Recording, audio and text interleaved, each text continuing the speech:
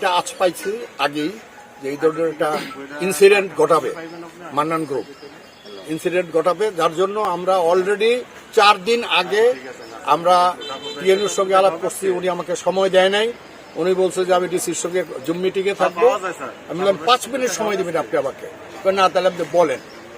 আমি ওনাকে বললাম যে আপনি জানেন আমাদের এখানে 2টা গ্রুপ, এই 2টা গ্রুপের মধ্যে যাতে কোনো সংঘর্ষ না হয়, আমার দলের সুনাম ব্যাহত না হয়, সেই কারণে আপনি তাদের যদি 9টায় সময় দিয়ে থাকেন, তাদের 9টার প্রোগ্রামের পরে আপনি 10টা পর্যন্ত 10টা পর্যন্ত 10টায় দিচ্ছেন আমাদের, আমরা তাদের আরো 10 মিনিট সময় দিতে রাজি আছি। তারা প্রোগ্রাম করে তারা চলে যায়, কিন্তু সেই প্রোগ্রাম 11টা পর্যন্ত তারা করছে কন্টিনিউয়াস। তারা উপজেলা থেকে ফোন সিগন্যাল দিচ্ছে আমাদের প্রশাসন যে আপনারা এখন আসতে পারেন। তখন আমরা সেখানে উপস্থিত হয়েছি, উপস্থিত হয়ে আমরা ফুল টুল দিচ্ছি, সবকিছু দিচ্ছি, দেওয়ার পরে আমরা বেরিয়ে যাচ্ছি। পিছন থেকে ওইখানে কয়েকজন ছেলে এটা ডিল মারা শুরু করছে সমানে, মান্নান গ্রুপের লোক, তারা ডিল শুরু করছে এবং ডিল করে আমাদের অন্তত 10-12 জন ছেলেকে আহত করছে। তার মধ্যে মারাত্মকভাবে আহত হয়েছে আমাদের নোবেল, এটা দলীয় ভাবমূর্তি নষ্ট করছে তারা। কারণ এটা আমার লোক মাইর খাইছে বা রাজাউল করিম সাহেবের লোক মাইর খাইছে, এটা বড় কথা না।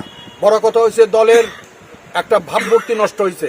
আমরা আশা করি প্রশাসন এই ব্যাপারে একটা সুষ্ঠু ব্যবস্থা নিবে। যদি প্রশাসন সুষ্ঠু ব্যবস্থা না নেয়, তাহলে আমরা সেটা উপরে আরো চেষ্টা করব এই ব্যাপারে একটা ফয়সালা করার জন্য। টিএনইউ সাহেব প্রথম থেকে আমাদের সঙ্গে মানে অসহযোগিতা করে আসতেছে। সঙ্গে সঙ্গে উচিত ছিল যারা বিরোধী পক্ষ আসলে, এবং উচিত ছিল মান্নান সাহেবকে বলা যে আপনি আপনার লোকজন নিয়ে এখান থেকে চলে যান, আপনার প্রোগ্রাম শেষ, এখন অন্য লোকেরা প্রোগ্রাম করবে, রেজাউল করিম সাহেব এবং খন্দকার আবু জাফর সাহেব প্রোগ্রাম করবে, এই প্রোগ্রাম করবে, আপনারা চলে যান, কোনো ইনসিডেন্ট যাতে না হয়। কিন্তু ওনারা সেটা করে নাই।